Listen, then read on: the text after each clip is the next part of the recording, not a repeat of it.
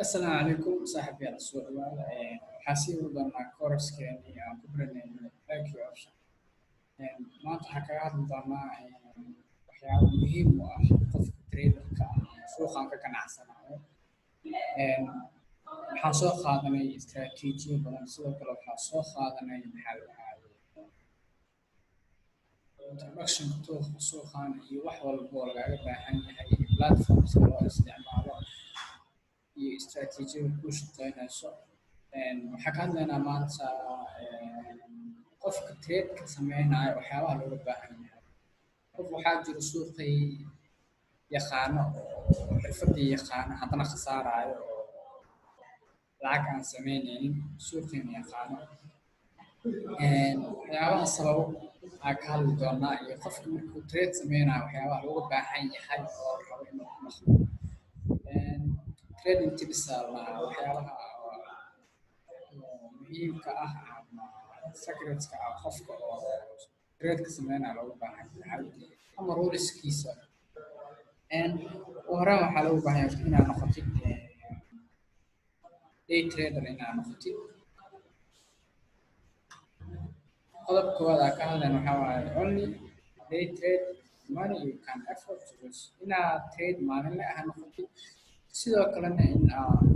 awoodi kartid maalintaas lacagta kaa khasaarayso lacag oo markaad trade sameynayso waxaa waaye suuqan mar walba faa'iido ma waa la khasaari karaa luus waa la kulmi kartaa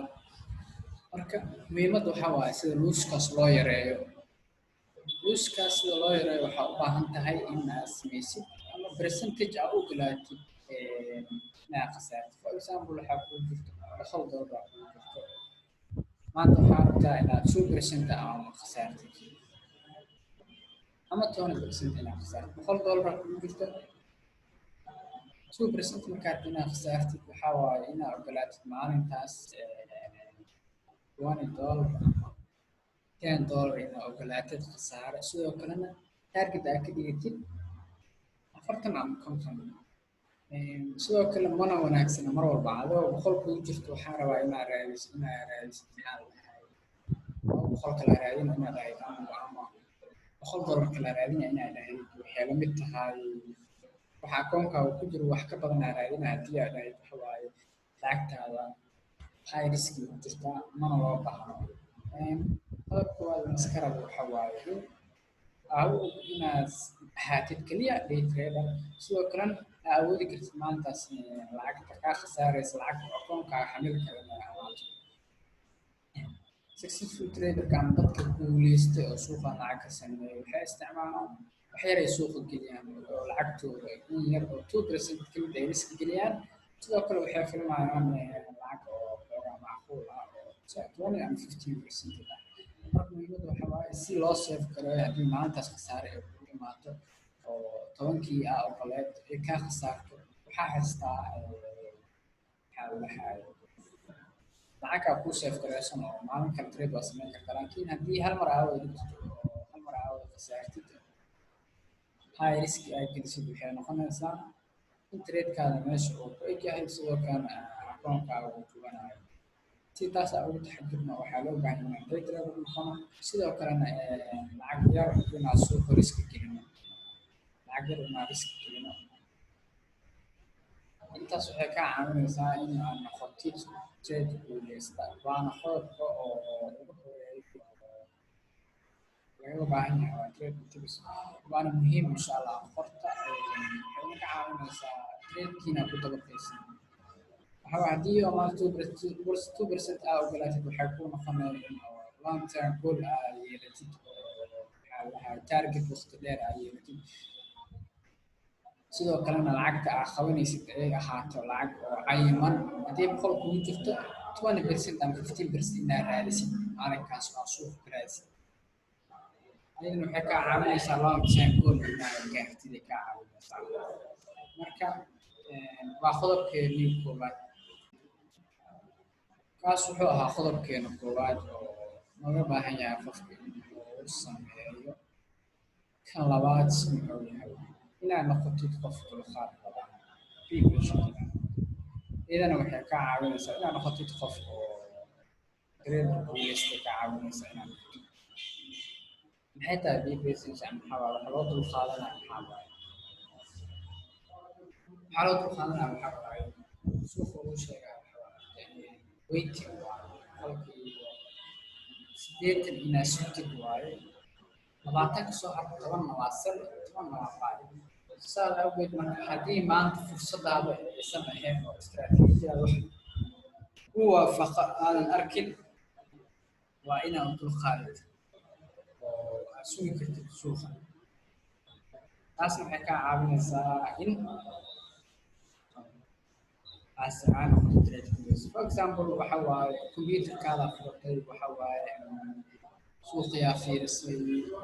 waxaa ka waasay fursad ama waxaa ka waasay maxaa la dhahaye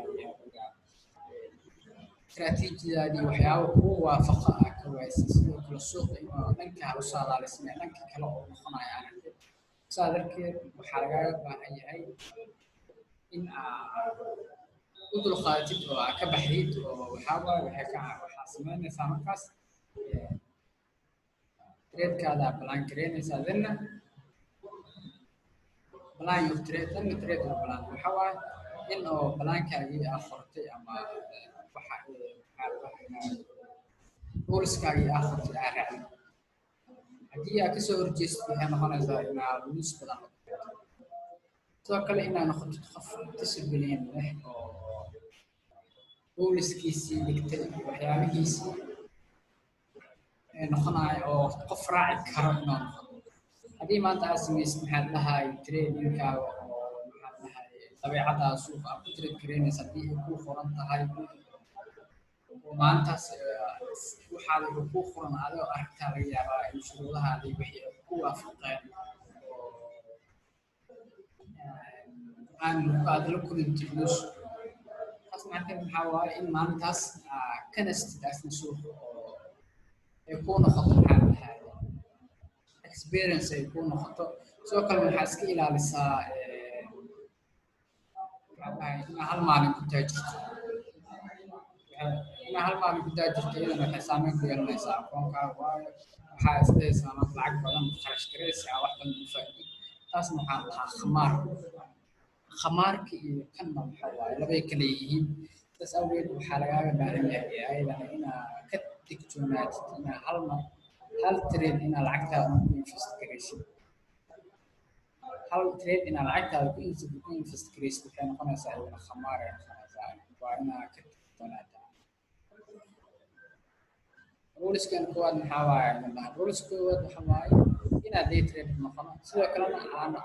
ogolaano lacag yar inay naga khasaarto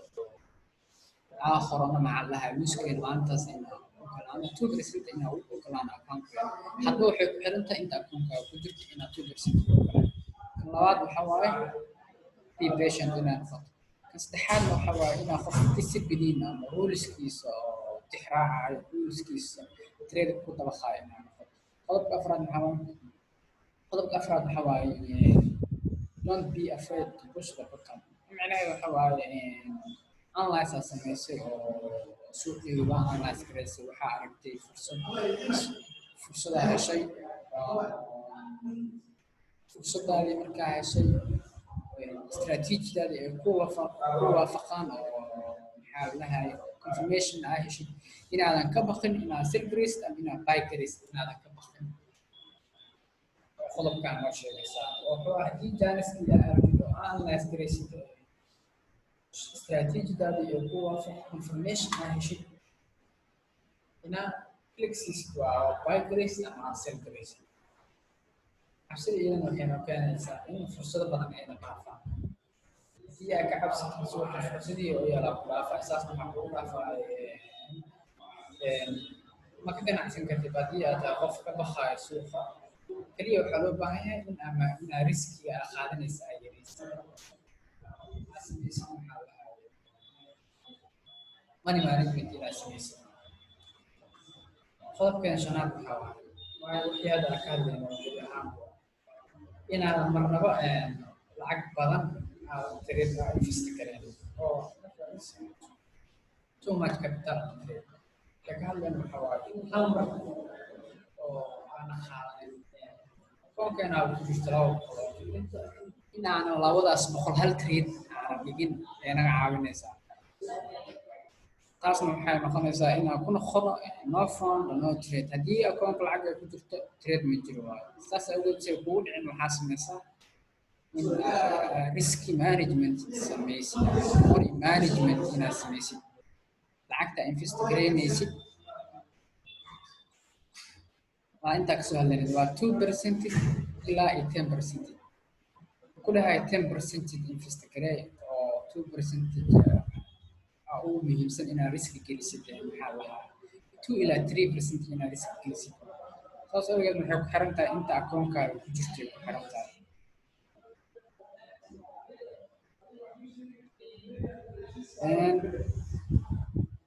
halkan waxaa lagu siinayaa digniintaana waxa waaye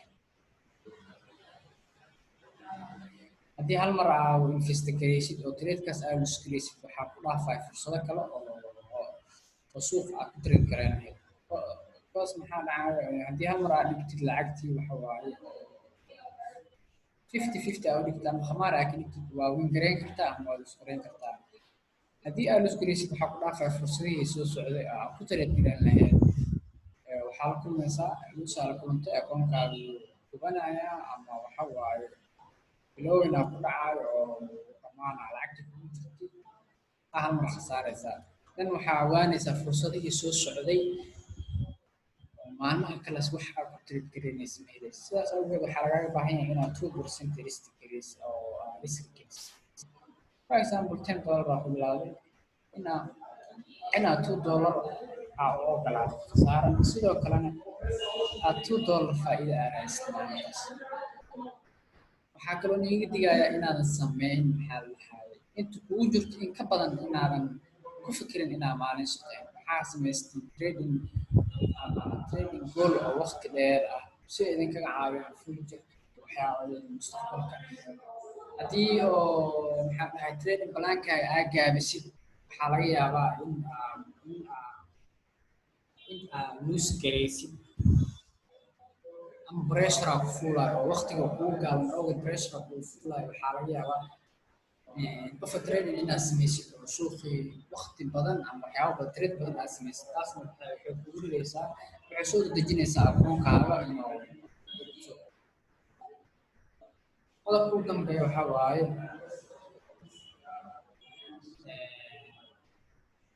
don't confuse yourself but learn from experience waxaa noo sheegaa qodobkan waxaa noo sheegaa waxaa waaye qof walba oo day trader ah wuu lose gareeyaa trade wuu lose gareeyaa so that haddii aad lose garaysid micnaheedu ma ahayn inaad istaraatiijiyadaada ay xun tahay inaad nasiibkaada oo xun yahay ma ahayn suuqa wuu xumaan karaa anaga trade aad samaysid sidoo kale aadan maxaa la dhahayay haddii luuskaaga 2 and 3 oo consecutive ah haddii aad lose garaysid inaad jooji kartid oo tradeka meesha aad ku gabagabeyn kartid haddii pressure ay soo saartid aad dhahayd mar walba tradeka xiga aad guulaysana haddii aad dhahayd waxaa waaye waxay iidana sababaysaa in akoonkaaga